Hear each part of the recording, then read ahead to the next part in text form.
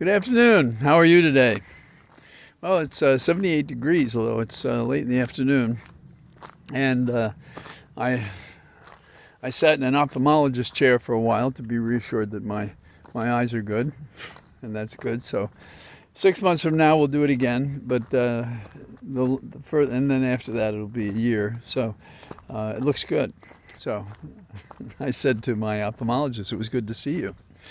And I've been thinking about our stories today. So I'm not going to talk about F-16s. I'm not going to talk about the losers that are compromising our nation and our good common sense by not figuring out what to do with the debt limit. Pretty amazing. And I thought about it. There are a couple of odds and ends that have been bouncing around in my head today. And one of them involves Elon Musk. They've subpoenaed documents from him, or from his company, or both, that supposedly make reference to Jeffrey Epstein. And I guess the theory is that somehow or other Musk had conversations with Epstein to put him in touch with J.P. Morgan. Now let's roll this back a little bit. This is like a good exercise on how do we deal with artificial intelligence. Well, how do we deal with a normal news story? Do we really think that Elon Musk needed someone else to introduce her to J.P. Morgan? No. And then there is the objective fact that he had a relationship with J.P. Morgan and it soured. And so he didn't have a high regard. But the point is, he didn't need Elon Musk. Now, why are they mentioning him? Well, is it an effort to smear Musk because anybody associated with Epstein must be associated with sexual misconduct? But there is no such thing. But you don't say it, but you put it out there. This is the kind of world we live in. And we put it out there when there's doubt about what any of it means. Documents exist and follow different paths, not necessarily inculpatory of anyone.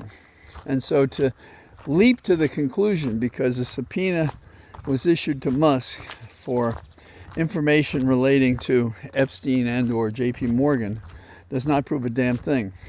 Now, each of us has to do the same thing with other stories. And we don't have an entire network of people to run around and confirm or deny the underlying facts. But a journalist who doesn't do that, I think we should give the story the weight of a single feather. Because unless they've done the homework and they're people that you've relied on before, then you should just discount the story. And that's the way I look at that with Musk. Now, if it comes back with the subpoena and with information down the road, then we'll revisit it. But until that time, it's not worth us taking any time at all. Now, in a kind of good news, bad news category, Alec Baldwin, who I think co-wrote the movie Rust that he was filming when there was an unfortunate incident killing Haney Hutchinson, I think it was, and because he believed the gun wasn't loaded. It was supposed to be a prop gun. It was supposed to have been cleared as a prop gun. But they issued charges against him, even though Baldwin seemingly was using it as a prop and believed that it was safe. And there was some question whether it went off on its own or he fired it. And so on the last day of shooting, which is now several days ago, he finished it up, he shaved off his beard, and within the days before that, the charges against him were dropped. Now, the person on the scene who was responsible for making sure the gun was safe, that case is still kicking around. So that sounds like a fair result for Alec Baldwin.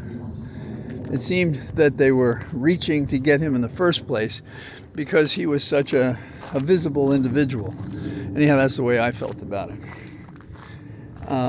There's been a big development, if you're an archaeologist and a historian, about what happened in Pompeii. It's many years since I've been there, but when you walk the streets as they've been reconstructed and go to the buildings and see how they've, I guess, restored some of the most beautiful paintings and coloration and arrangements within these buildings, it's striking what life must have been like there. But the question has been, was it Vesuvius that killed the people there? And there have been various efforts to reconstruct it. But the prose versions always talk about how the lava was so hot, it would shoot right through a person, that the air filled with this lava would blow apart your lungs. You just imagine this. But the latest development in studying what happened at Pompeii, and they've reconstructed how some people were found in like a crotch, a tight position, like a fetal position, and as they were overwhelmed by the hot lava. But now there's a new explanation, and the new explanation is that not only did Vesuvius go, but that there was an earthquake. So watch your journals, because you'll be seeing how this adds another dimension to it. And with our scientific tools and our dating, we may find some more interesting things. For those of you who are not interested in Pompeii, shame, because it's an amazing story. And the politics of it is quite extraordinary too, and what that development meant to politics in Italy at that time.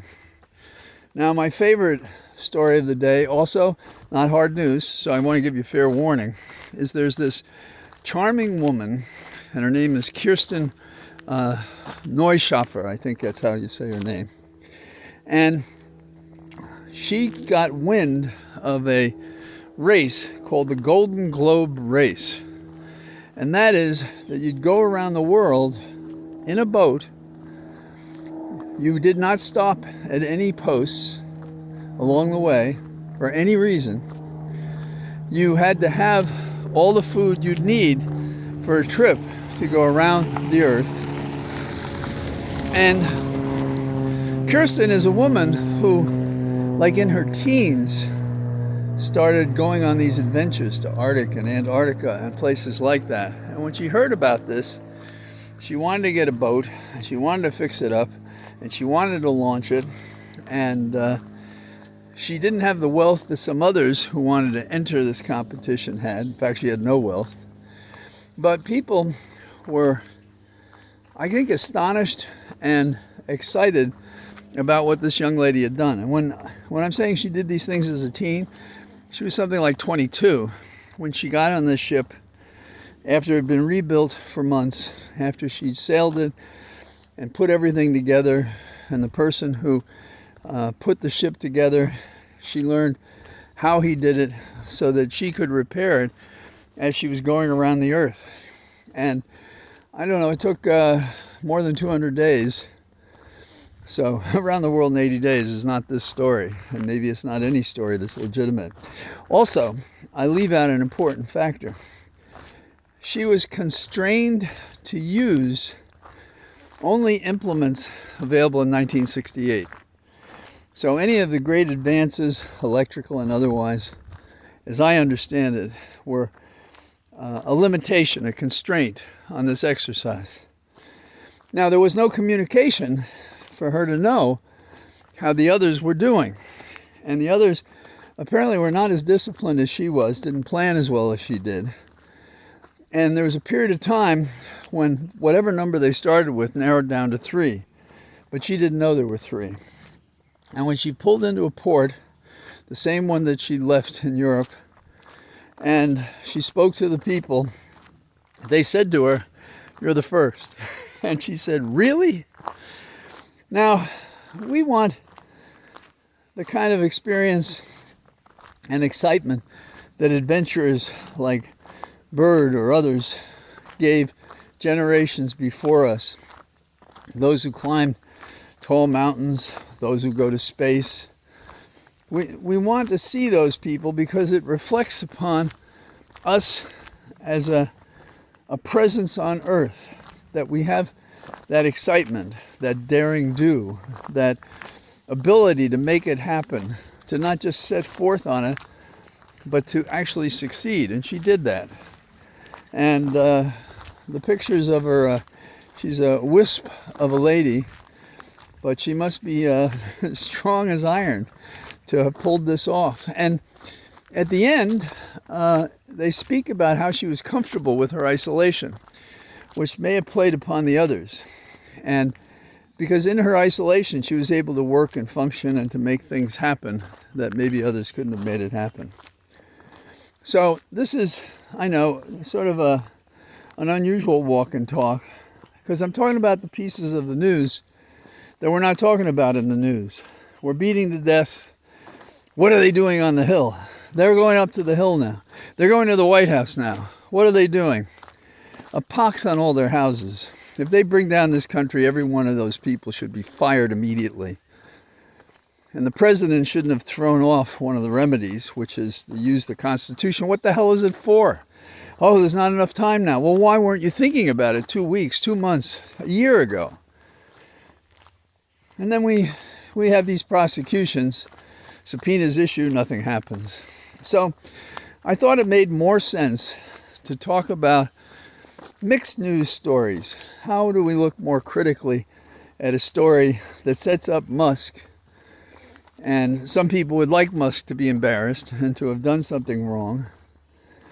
But we have to be more careful about being manipulated by feelings we may have politically or for some other reason, not just for Musk, but for any number of people in society. Because there is this major manipulation, and this is without AI. You don't need AI to manipulate the public. We have thousands of years of history to tell us that. So keep your head down. Look for the heroic, artistic, wonderful, interesting, soul-mending events around you. But don't forget, we have to watch these crooks who are compromising us and our government. So all the best. I'm out on the trail of trees in my cathedral of green arbor. So until next time, take care. Bye-bye.